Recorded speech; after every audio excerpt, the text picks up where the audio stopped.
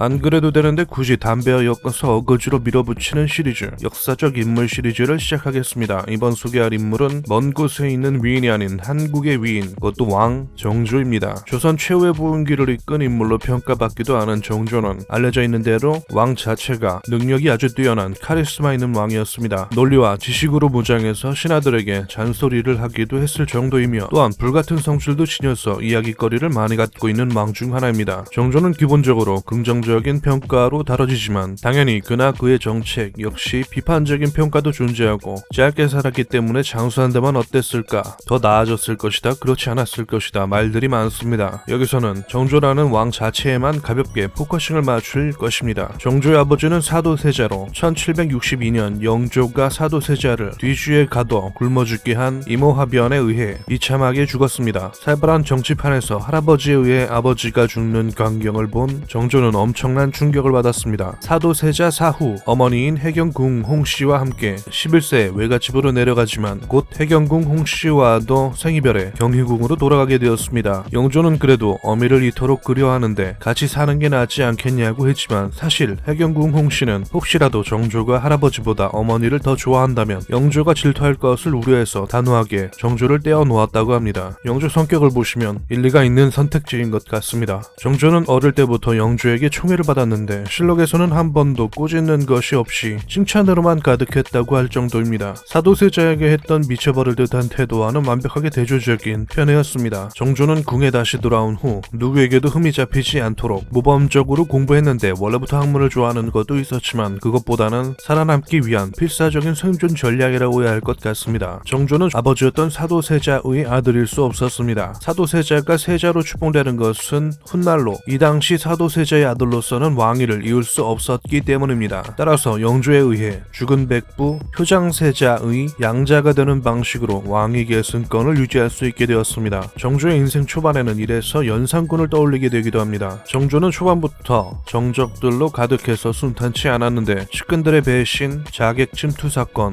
은전군 사사, 호서 유생들의 반발, 각종 반대파들의 모반 사건들이 그랬습니다. 하지만 아시다시피 정조는 결국 스스로 초월적 군주를 자처하며 주도적이고 정치에도 능수능란한 왕이 되었습니다. 규장각을 세우고 서학을 배우게 하고 상업 발전에 기여하고 탕평책을 운영하고 직속부대를 만드는 등 업적들이야 저보다 잘 아시는 분이 많으실 테니까 패스하겠습니다. 그러거나 말거나 정조의 특징으로는 신하에게 공부하라고 잔소리하는 것이 있는데 공부 좀 하시오 라고 신하들을 갈궜다고 합니다. 정조는 내가 경들에게 더 이상 배울 게 없으니 내가 직접 교육을 해야겠다고 하면서 신하들과 토론하고 학문을 배우는 경연을 폐지하고 정조 본인이 직접 교육을 시켜 하급 관리들을 발굴하는 초계 문신제를 실시하기도 했습니다. 세종이 좀 떠오르기도 하는데 정조는 굉장한 독서광으로 사관이나 승지들이 적절한 관용구를 못 찾아서 헤맬 때 정조는 어느 책 몇 쪽 몇 번째 몇 줄에 뭐라 써있는데 이것은 적절치 못한 인용이니 어느 책 몇 쪽 몇 줄에 이렇게 되어 있으니 내가 지금부터 말하는 것을 그대로 옮겨 적어라 라고 말했다고 합니다. 이후 신하들이 교차 검증을 위해서 원문을 찾아봤더니 토시 하나 안 틀렸고 이에 놀라서 그 자리에서 주저앉는 일까지 있었다고 합니다. 또한 조선시대 왕 중에 유일하게 모든 경서를 완벽하게 암기했었던 임금이라고 하며 이는 책을 암송할 때까지 끝까지 파고드는 습관이 있었기 때문이라고 합니다. 정조는 주자의저서 등에 새로 주석을 달기도 했고 자신의 집필서를 묶어서 184권 100책의 홍제전서를 편찬하기도 했으며 동궁 시절 때부터 이미 주자대전, 주자어류의 선집인 선통, 화선, 화영을 엮어내었고 이후에는 주자가 평가한 두보와 유구의 시르모와 두육분운, 두육천선을 엮었으며 말년에는 아송을 펴내는 등 시에 있어서도 탁월한 능력을 보였다고 합니다. 재밌는 건 정조가 밝힌 유학에 대한 소견들에 대해 당대의 학자들이 제대로 받아치거나 반론을 제기한 경우가 거의 없다는 것으로 정조의 학문적 기량이 얼마나 뛰어났는지를 알 수 있는 부분이기도 합니다. 작년에 보지 못했으니 올해는 2번, 3번 본다. 무릎을 치면서 책을 읽으면 악기 연주하는 것 못지않게 즐겁다 라는 기록이 있을 정도로 정조는 대단한 독서광이었던 모양입니다. 책을 워낙 많이 읽다 보니 해경궁 홍씨를 찾아가 무슨 책을 읽었고 어떻게 읽었는지를 이야기하는 것이 원래 행사처럼 되었었다고 합니다. 게다가 놀랍게도 공부벌레도 아니었습니다. 정조는 세손 시절부터 문무경비를 지향했기 때문에 무예를 익혀서 뛰어난 실력도 갖추고 있었습니다. 이것은 활쏘기 이벤트 후 기분이 좋아진 정조가 신하들에게 상을 내린 과정을 기록한 것으로 원래 활쏘기는 우리 가문의 법도인데 이후 10년 년간 쏘지 않았다가 최근에 팔힘을 시험해보려고 몇 차례 10순씩 쏘았는데 40여 발씩 명중시켰다. 그랬더니 경들이 축하의 글을 올렸길래 장난삼아 49발 맞춰보겠다고 쐈는데 마침내 오늘 명중한 화살수가 약속한 숫자 49발이 되어 선물을 내리려 한다 라는 기록도 있고 20순 중에 98발 명중, 10순 중에 49발 명중이라는 기록도 있다고 합니다. 1수는 5발, 20수는 100발이니 문자 그대로 100발 쏘면은 98, 50발 쏘면은 49씩 맞춘다는 이야기니 100발 100중이라고 할 수 있겠습니다. 군주는 스스로 자랑하면 안 되기 때문에 일부러 한두 발은 빗 맞췄다는 이야기도 있을 정도입니다. 슬슬 좀 무협지스러워지는데 심지어 정조는 아예 곤봉해놓고 10발씩 쏴서 맞춘다던가 세손 이후 16년간 안 쐈는데 50발 중에서 41발을 맞춘다던가 49발을 맞춘 이후에는 어김없이 49발만 맞춘다던가 하는 식의 기록이 있다고 합니다. 이성계의 현신이라는 말이 나왔을 정도라고 하는데 참고로 이성계는 편전 70발로 70명의 머리를 맞췄다고 고려사에 기록되어 있습니다. 여튼 이렇듯 문무겸비한 왕이었지만 성격은 매우 순화해서 표현하면 불같아서 지적으로도 뛰어나 말빨도 쩌는 데다가 알려진 대로 욕도 찰지게 해서 주위 신하들이 말리는 경우가 많았다고 합니다. 계속 판타지 같은 느낌이 나는데 정조는 놀랍게도 의학에도 일가견이 있어서 본인이 직접 질병 처방을 하기도 했고 동의보감이 부실하다고 생각하여 보강을 하기도 했다고 합니다. 생애, 업적, 정책, 개인사 각각의 여러가지 이야기거리가 있는데 지금 제가 만들고 보니 너무너무 길어서 이제 그만 모든 것을 놓아버리고 여기서 어거지로 담배 이야기로 이끌기로 하겠습니다. 정조하면 술, 담배를 즐긴 것으로 유명합니다. 어릴 적 스트레스 때문인지 술과 담배를 병적으로 즐겼다는 기록이 있을 정도입니다. 술을 자주 마시진 않았지만 한번 마시면 몸 가누기 힘들 정도로 마시고 알다시피 술 권하는 주사가 유명합니다. 선비도 강해져야 한다면서 활쏘기를 시키거나 45도에서 60도 심지어 90도일 수도 있는 술들을 바가지급으로 마시게 했다거나 하는 것이 그렇습니다. 정약용은 이후 자식들에게 술을 되도록 마시지 말라고 고생했던 일화를 편지에 쓰기도 했습니다. 성균관 채술시험에서 합격한 유생들을 불러다가 연희를 벌이고 정조는 옛사람의 말에 술로 취하게 하고 그의 덕을 살펴본다고 하였으니 너희들은 모름지기 취하지 않으면 돌아가지 않는다는 뜻을 생각하고 각자 맘껏 마셔라. 우부승지 신기는 술 좌석에 익숙하니 잔 돌리는 일을 맡길만 하다. 내각과 정원과 호조로 하여금 술을 많이 가져오게 하고 노인은 작은 잔을 젊은이는 큰 잔을 사용하되 잔은 내각에 팔환은배를 사용토록 해라. 승지 민태혁과 각신, 서용보가 함께 술잔 돌리는 것을 감독하라 라고 말했다고 합니다. 이 자리는 오태증이라는 집안 대대로 유명한 주당이 있어서 술에 취하지 않았는데 정조는 그의 할아버지 오도일이 숙종 때 여기 희정당에서 술에 취해 넘어갔다면서 술 5잔을 더 먹게 해서 결국에는 취하게 만들었습니다. 그래놓고는 오도일이 여기서 술에 취해 쓰러진 것이 미담으로 전해지고 있다. 지금 그의 후손이 같은 장소에서 취해 쓰러진 것은 우연이 아니다 라면서 흐뭇해하기도 했다고 합니다. 왕이 이렇게 술을 좋아하니까 당시 수도 한양에는 엄청나게 많은 술집이 늘어서서 당대는 엄청난 사회적 이슈로 떠올라 사대부들이 술집을 없애자고 상소를 올릴 지경이었다고 합니다. 이거 뭐 술 관련 일화만 해도 엄청나게 많으니까 대충 넘어가고 담배 쪽으로 가겠습니다. 정조는 당대에도 현대에도 애언가로 유명한 인물이었습니다. 엄청난 담배 예찬론자로 담배로 스트레스를 날린다거나 소화에 좋고 추위와 더위를 쫓아내고 뭐 시까지 쓸 정도였는데 반면 그의 아들 순조는 완벽한 정반대로 엄청난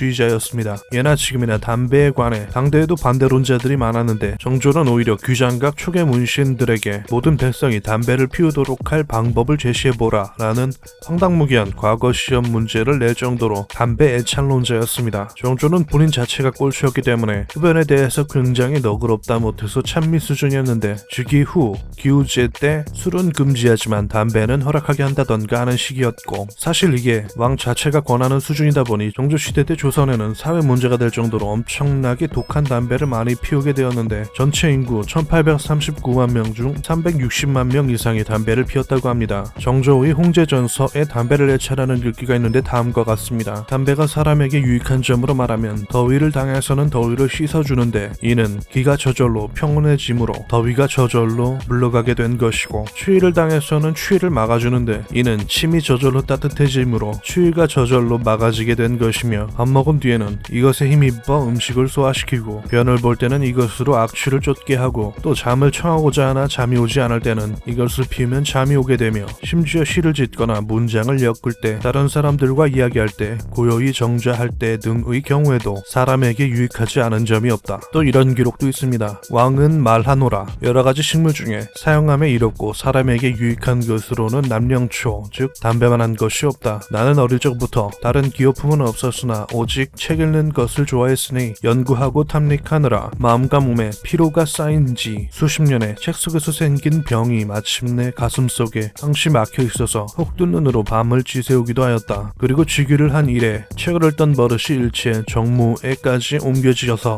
그 증세가 더욱 심해졌으므로 복용한 빌랑나무 열매와 쥐니니 콩만도 근이나 포대로 계산하여야 할 정도였고 백방어로 약을 구하여 보았지만은 오직 이 남령초에서만 힘을 얻게 되었다. 화기로 한담을 공격하니 가슴에 막혔던 것이 자연에 없어졌고 연기의 진맥이 폐장을 윤택하게 하여 밤잠을 안온하게 잘 수 있었다. 쓰임에 용이하고 사람에게 유익한 것으로 말하자면 차나 술보다 낫다고 할 수 있다. 정조라는 인물의 인생과 성향이 담배를 칭찬하는 대목에서도 엿볼 수 있어서 참 재밌는 글귀였습니다. 하여간 이 정도로 하고 마무리하겠습니다. 이건 뭐 한국사에 관련된 인물을 하니까 외국 인물과는 차원이 다르게 글들이 워낙 많고 자료들이 많아서 도저히 추릴 수가 없었습니다. 담배와 관련해서 어거지로 끼워 맞추는 시리즈인데 이번은 좀 많이 길었을 것이라고 생각됩니다. 아셨던 분이나 모르셨던 분이나 그냥 심심풀이로 재밌게 봐주셨길 바라며 이번 편 정조는 일단 요걸로 끝내기로 하겠습니다. 그럼 봐주셔서 감사합니다.